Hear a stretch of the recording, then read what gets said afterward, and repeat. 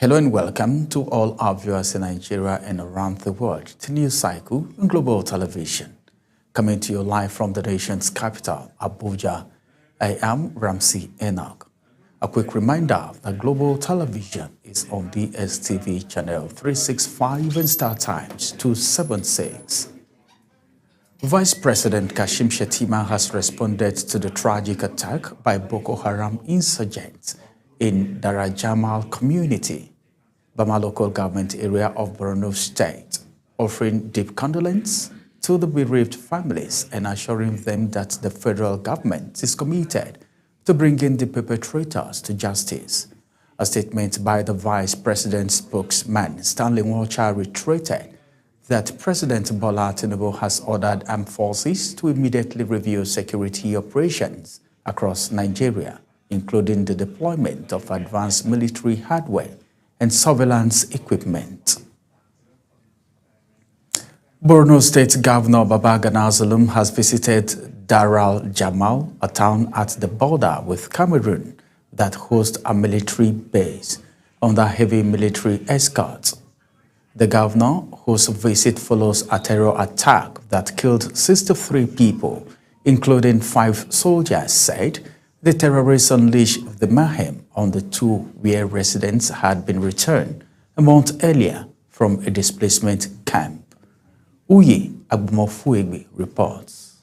The latest attack raises questions about Nigeria's push in recent years to close down camps for internally displaced persons and return their inhabitants to the countryside.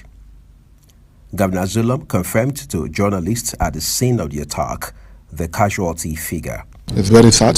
This community was resettled some months ago and they are going about their normal businesses, but unfortunately they had a Boko Haram attack yesterday.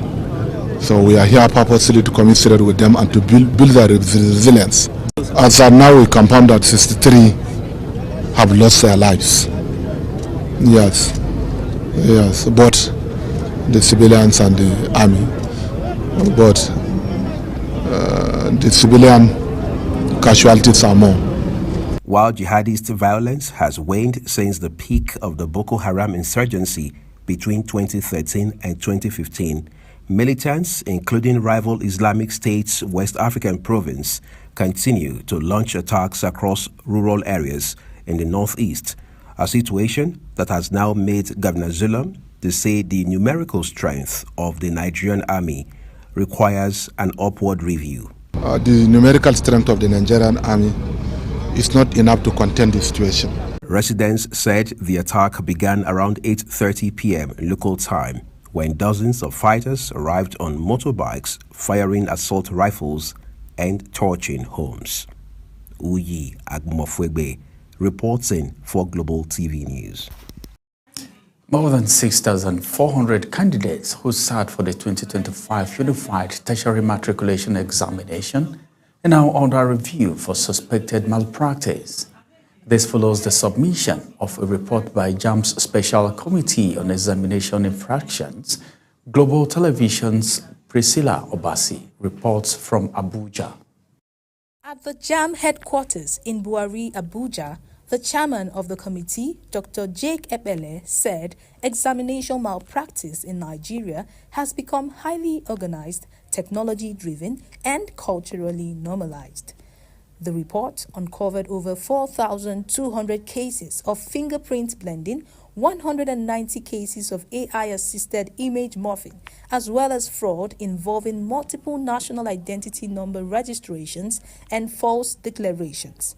According to the committee, candidates are not acting alone. Some schools, parents, and CBT centers are complicit in sustaining malpractice. It is with a deep sense of duty, humility, and commitment to the integrity of our nation's education system that I, on behalf of the Special Committee on Examination Infraction, stand before you today to present the report of our assignment.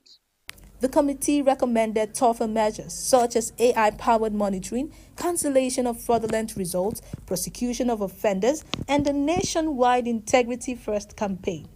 For under-18 offenders, the report advised rehabilitation and counseling. This was no small task for the committee composed of experts from academia, technology, security, civil society, and law.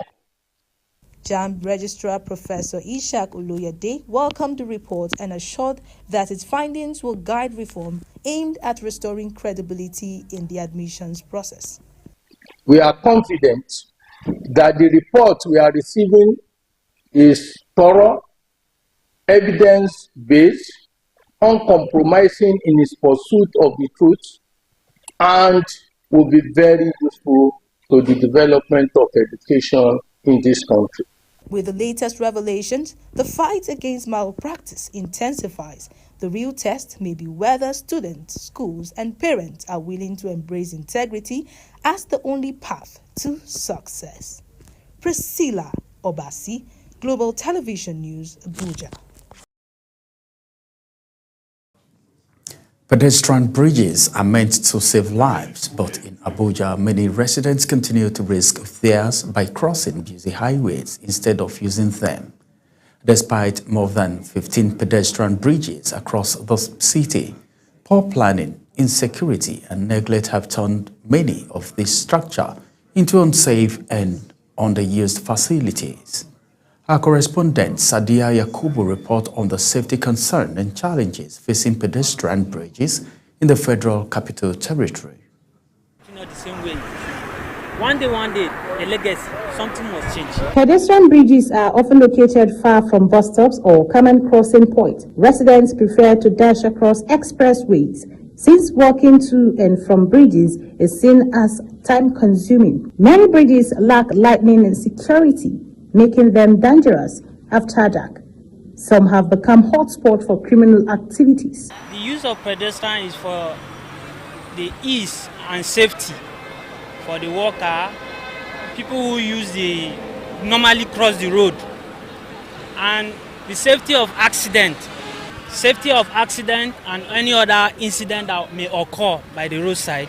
Bridges are frequently taken over by street vendors, accumulating clutter that forces pedestrians to avoid them. Additional issues include vandalized lighting infrastructure and physical barricades.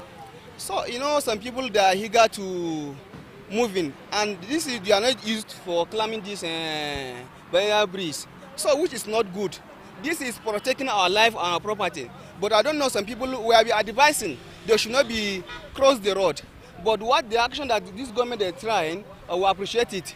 So that is the reason why we are always advising people to follow this flyover, because to avoid accident. People are dying every day. In areas like Bega, Galadimawa, and other areas, residents who lacked a bridge near their destinations died attempting to cross. Many bridges are inaccessible to those using wheelchairs or cloth crutches due to staircases and lack of design consideration. Pedestrian bridge is made for advantage of every citizen in every country. So why some people are not using it? Let me just start from them. Why they are not using it? Sometimes they feel that maybe from their working place, maybe they were tired. Climb that bridge is somehow for them. So they just prefer to just find a way and cross the road. And the second reason, maybe especially in the night, they do rob some people there in the night, using some knife all this shotgun on top the bridge there. So that, especially in the night, that was the reason why many people are not using that pedestrian bridge. And again, why the pedestrian bridge is useful for everybody to be used is that it's because just to prevent accident. Until pedestrian bridges in Abuja are made safer, more accessible, and better integrated into the city's transport system, many residents will continue to put their lives at risk on the highways. For Global Television, I am Sadia Yakubu. Minister of the Federal Capital Territory, Nyesom Wike, says he has approved issuance of new statutory rights of occupancy and certificate of occupancy to 374 property owners across 15 streets in Abuja. The development comes after administrations discovered that the affected allottees unilaterally converted the designated land use of their properties without official approval, thereby violating the terms and conditions of the existing rights of occupancy. Minister of Education Dr. Tunji Alausa has assured the Academic Staff Union of University and Academic Staff Union of Polytechnics that efforts are being made to keep tertiary institutions running. The minister noted that a holistic negotiation with various unions is ongoing, insisting that it is needless going on strike during the talks. He urged the unions that have served strike notice to shelve their plans. The Association of Resident Doctors Federal Capital Territory has commenced a 7-day warning strike. The association disclosed this in a communique issued by its president, Dr. George Ebong, and other executive members. The resident doctors described the Federal Capital Territory health system as a long-standing systemic failure requiring comprehensive and immediate reform. Nigeria's security forces say sustained pressure is striking the space for terrorists, kidnappers, and criminal syndicates in what authorities describe as one of the clearest signs, yet that coordinated operations are making the country safer. This came to bear at the monthly Joint Security Press Briefing at the National Orientation Agency headquarters in Abuja. Anita Patrick has more.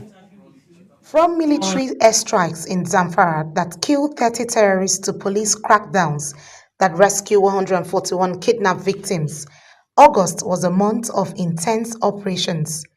Director General of the National Orientation Agency, Larry Issa Onilu, who delivered a report, urged citizens to engage in intelligence gathering to also aid the operations of the security operatives. He added that the Army carried out 261 missions nationwide, while 76 fighters, including women and children, surrendered. According to him, intelligence-led actions also broke up arms tracking pipelines, leading to the arrest of suspected kidnapped kingpins and the rescue of a Taraba lecturer. The Army executed 261 operations. Police made 1,950 arrests and rescued 141 victims. NDLEA seized 66,255.81 kilograms of narcotics and deployed 48 new vehicles. Issa Onilu noted that the police dismantled 37 gangs, recovered firearms and explosives, and made nearly 2,000 arrests, while NDLEA seized more than 66,000 kilograms of narcotics and rehabilitated over 800 users and deployed 48 new vehicles to boost mobility. He further said anti-graft agencies are also making gains, as the EFCC alone secured 588 convictions and recovered more than 21 billion naira. At the borders, he said immigration intercepted 50 trafficking victims and blocked smugglers, while NAFDAC seized 17 containers of unsaved imports. To the field. EFCC secured 588 convictions with over 21.06 billion naira recovered.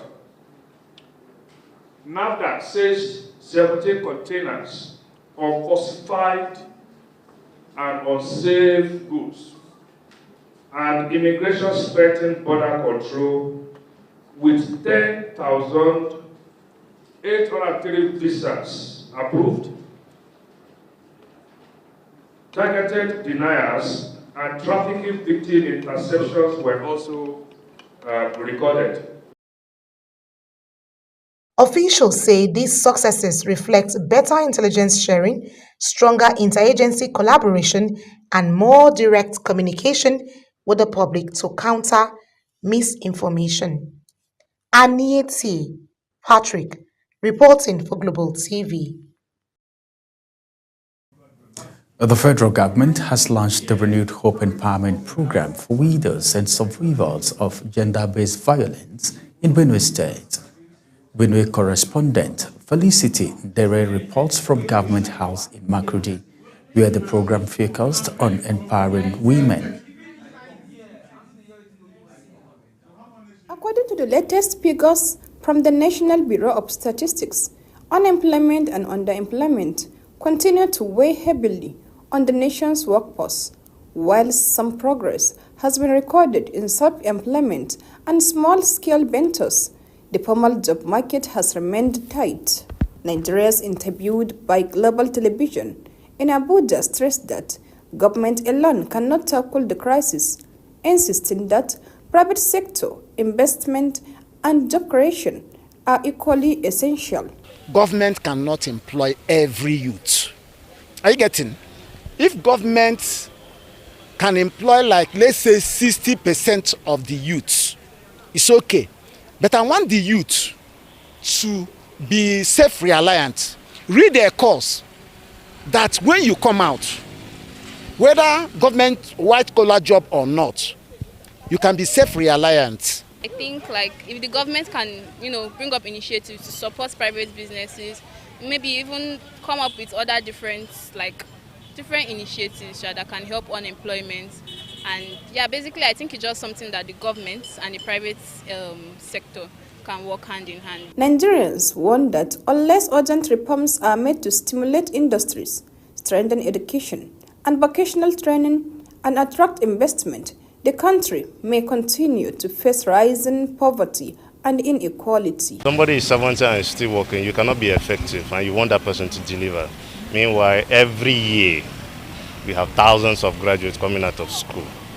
So I think the government should put more measures to tackle those who are due for retirement. I think the federal government should put in strong measures to look at that particular aspect. If that aspect...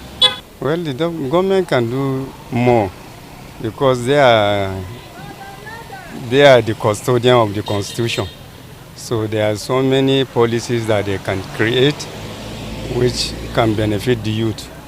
Definitely we have unemployment in this country and this situation is catastrophic to our security.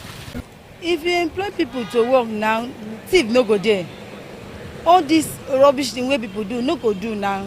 The findings of the youth report align with data released by the National Bureau of Statistics. According to the Bureau, youth unemployment and underemployment remain critical challenges, with millions trapped in informal and unstable jobs that offer little income security. Zahra Nasser, reporting for Global TV News. You're watching the live broadcast of News Cycle. When News Cycle returns, M23 rebels and recaptured town in Eastern Democratic Republic of Congo as big talk stop. Details coming shortly, plus business and sports stories on the other side of this break. Please stay with us.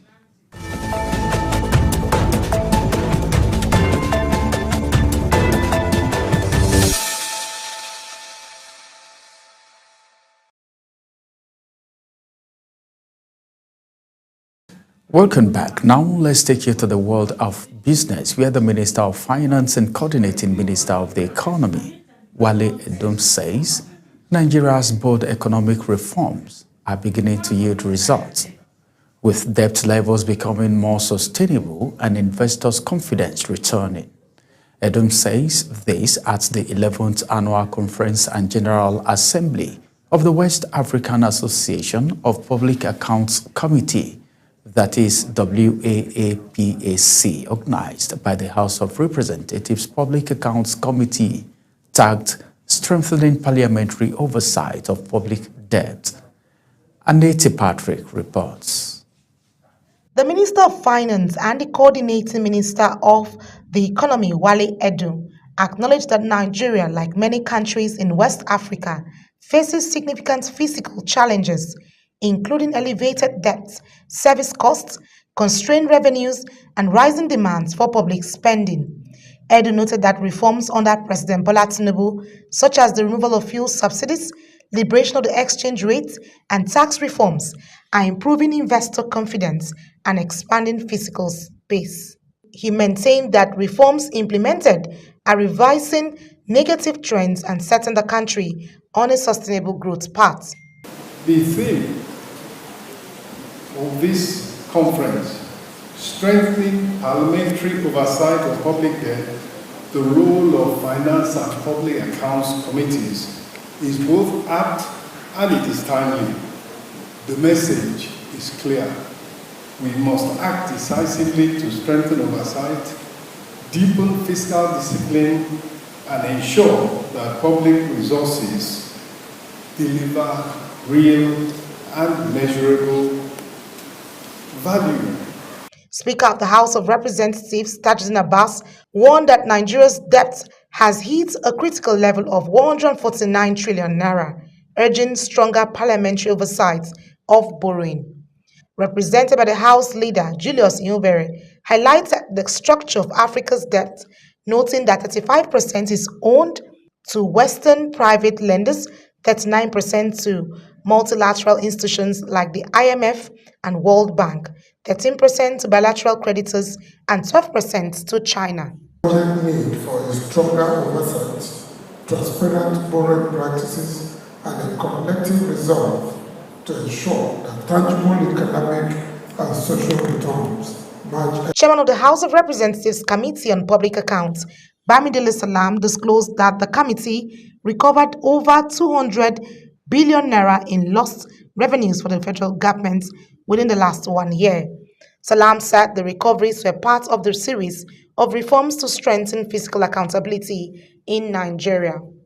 Effective parliamentary oversight, particularly through the work of the Public Account and Finance Committees, is therefore indispensable to ensuring that debt accumulation does not become a pathway to fiscal crisis or intergenerational problem. The conference, hosted in Nigeria for the first time, brought together lawmakers from across West Africa to push for deeper parliamentary scrutiny in managing public debts. Aniete Patrick, reporting for Global TV.